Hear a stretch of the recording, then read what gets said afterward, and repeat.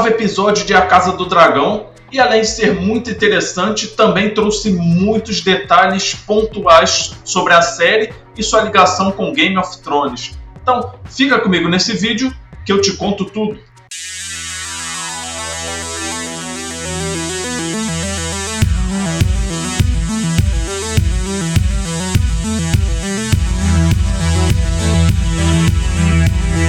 Fala aí, galera, tudo tranquilo? Carlos chegando, já estamos no antepenúltimo episódio da primeira temporada de A Casa do Dragão. Um episódio muito interessante, que também trouxe aí vários detalhes chaves, detalhes pequenos, que dizem respeito não somente à Casa do Dragão, mas também aos livros e também sua ligação com Game of Thrones. Então, fica tranquilo que eu vou te contar um por um. Começando com a questão dos ovos de dragão, a gente vê ali o Daemon indo atrás de um, e ele comenta que a dragão Syrax botou aí 3 ovos, ela que pertence à Rhaenyra Targaryen.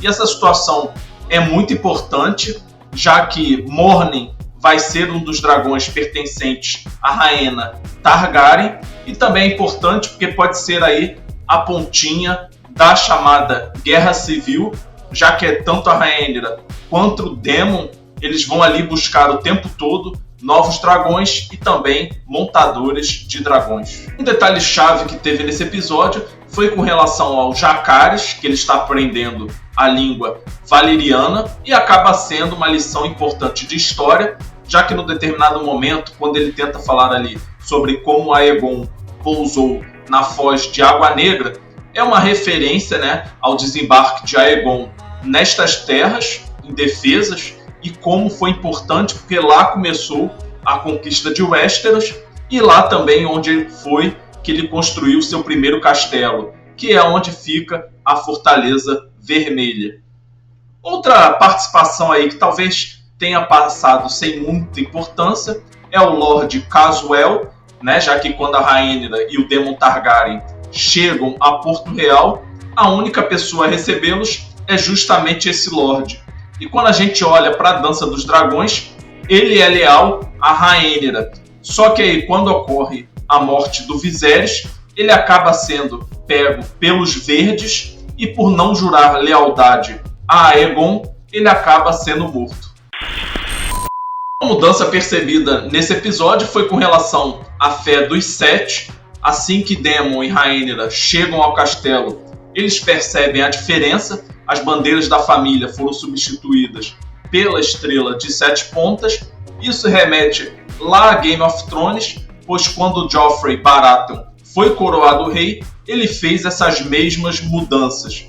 E já com relação à Dança dos Dragões, o Aegon, filho da Alicent, ele acaba sendo coroado pelo Septão Eustáquio na Fé dos Sete, já que o Alto Septão estava ausente, que curiosamente é apoiado há muito tempo pela casa Hightower. Então mostra aí, né, a preferência de Aegon sobre a reivindicação de Rhaenyra ao Trono de Ferro.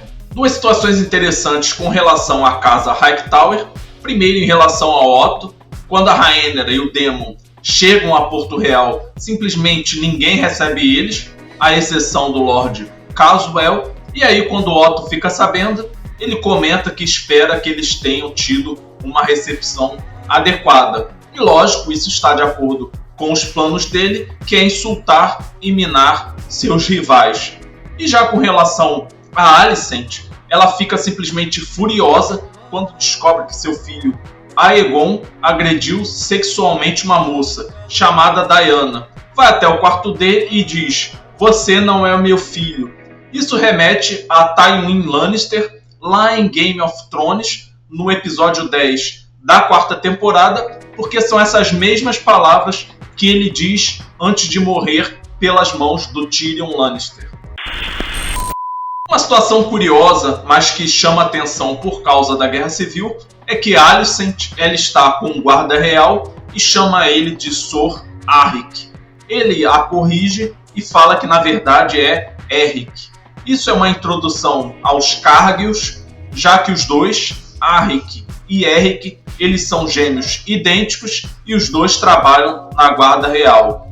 Já quando a gente olha para Fogo e Gelo, o Eric, ele acaba ali substituindo o Harvey Strong como escudo juramentado de Rhaenyra e se alinha a ela na Dança dos Dragões. Já seu irmão Arik ficará ao lado dos Verdes. E também, lá em Crônicas de Gelo e Fogo, há uma menção a esses dois nomes, já que a Lady Olenna Tyrell, né, ela se confunde com esses dois nomes, não sabe a diferença entre eles, então passa a chamá-los aí de esquerda e direita. Temos também nesse episódio duas bebidas interessantes, que é um chá e o leite de papoula. Primeiro, com relação ao chá, ele é dado a Diana para ela não engravidar, mas é bastante curioso, né? Porque lá atrás, quando a Alicent descobriu que a Rhaenyra tomou esse chá, ela ficou extremamente horrorizada. Já com relação ao leite de papoula, que é dado ao rei Viserys, que funciona ali tanto como um analgésico, mas também pode deixar inconsciente, ele foi o mesmo leite dado a Ned Stark e Robert Baratheon antes de suas mortes. Outro detalhe interessante foi com relação ao nome Viserys. Tem-se ali uma visita da Rhaenyra e seu filho, um bebezinho, ao rei e avô, e ele diz que Viserys é um nome adequado para o rei.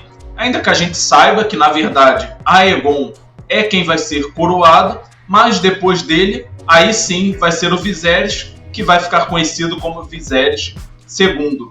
E essa frase de nome adequado para um rei remete às Crônicas de Gelo e Fogo, quando a Daenerys ela tem uma visão com Rhaegar, e eles comentando ali sobre seu filho Aegon, ele diz: que melhor nome para um rei.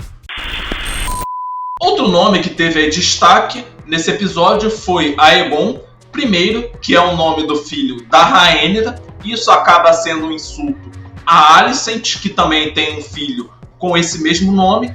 Segundo, que é uma homenagem a Aegon, o Conquistador. E terceiro, que o Viserys e o Daemon Targaryen, eles tiveram um outro irmão, mas que acabou morrendo antes de 1 ano. E qual é o nome desse irmão? Aegon. Bem curioso, né? E sabe o que é curioso também, galera? É você deixar o like nesse vídeo. Tô te perguntando, hein? Já deixou o like aí embaixo? Já clicou aí embaixo? Galera, conto com seu like, hein? Seu like ajuda demais, hein? Valeu mesmo. Uma coisa bastante curiosa nesse episódio foi com relação à árvore sagrada. Quando a Rhaenyra encontra Rhaenys, isso acontece lá no Bosque Sagrado, em Porto Real. Lembrando, né, que os Targaryen têm uma ligação com os deuses antigos, ainda que Aegon tenha se convertido à fé dos Sete. Isso foi mais uma jogada política. E essa cena, né, serve para mostrar aí a separação entre a Alicent e os Targaryen na questão religiosa. Outra curiosidade foi com relação à máscara do rei. A gente vê ali que ele está com lepra, né, então está bastante debilitado, desfigurou ele de uma forma absurda, né? Isso remete a um rei que tivemos na vida real, nesse caso o rei Balduíno IV, que governou Jerusalém durante muito tempo, e a gente lembra dele, né, naquele filme Cruzada, que ele tinha a mesma doença e usava uma máscara de prata. Só que essa questão da máscara ainda não é totalmente comprovada. Esse episódio serviu para mostrar a importância dos segundos filhos. Primeiro temos Vaemond Velaryon, que reivindica o trono de Driftmark, mas é descartado pelo rei e acaba sendo morto. E lógico, né, a gente pensa aí nos primogênitos como sendo muito mais importantes, mas na verdade em A Casa do Dragão e em Game of Thrones, os segundos filhos acabaram aí deixando marcas na história. Como por exemplo estamos vendo com Daemon Targaryen e com Aemond Targaryen. E quando a gente pensa em Game of Thrones, a gente pensa em Ned Stark, Stannis Baratheon, Tyrion Lannister, Jon Snow e Sandor Clegane. Outro detalhe interessante nesse 8º episódio foi com relação aos Mastres. Primeiro temos uma zombaria da Rhaenyra e do Daemon, se questionando se eles realmente estavam ajudando o rei Viserys. Em teoria, eles são leais a quem eles servem, mas tem uma ligação de muito tempo e muito forte com os Hightower. Inclusive o título de Hightower é defensor ou protetor da cidadela. Eles são patronos 2 Mastres. Eles também ajudaram a fundar a Cidadela e os impostos que financiam a Cidadela passam pela casa Hightower. Outro detalhe interessante nesse episódio é que o rei ele aparece ali com peças de ouro, dragões de ouro. A gente pode até pensar na questão da elegância, mas isso remete à reivindicação ao trono por parte do Aegon. Quando ele assume, ele muda o brasão da casa Targaryen e substitui o dragão vermelho por um dragão dourado, que é uma homenagem ao dragão dele, Sunfyre. Outro detalhe que chamou a atenção é no momento ali da janta, né? O Lucerys, ele acaba dando uma risada quando um porco é colocado na frente do Aemond. Isso remete lá ao episódio 6, quando o Aemond ele recebe um dragão chamado de Pavor Rosa. Então fez essa relação com o porco. Mas ao mesmo tempo, o Aemond ele zomba do Lucerys ao dizer rapazes fortes. Uma referência aí a Harwin Strong. Outra coisa que chamou bastante atenção, mas talvez tenha passado despercebido, é com relação a Helaena Targaryen. Ela é famosa pelas suas profecias. Primeiro, ela previu que Aemond ia perder um olho. Lá no episódio 7, ela estava com um carretel de linha verde e um de linha preta, já prevendo a Guerra Civil Targaryen. E nesse 8º episódio, ela comenta ali, cuidado com a besta debaixo das tábuas. Aí pode ter 3 entendimentos diferentes. Primeiro, besta pode ser uma referência a algum dragão, né, atravessando as tábuas do chão, mas parece um pouco improvável, talvez. Outra referência seria a Misária, conhecida como verme branco, que se encaixaria com a questão de estar debaixo das tábuas, no subsolo, e os verdes deveriam se preocupar com ela. E a terceira referência poderia ser aos assassinos Sangue e Queijo, já que nessa situação desses assassinos, a Helaena vai perder seus filhos, aí Rato sob as tábuas, e as ações deles, já que a Helaena vai ser obrigada a escolher quais filhos vão morrer, isso seria atribuído à atitude de bestas.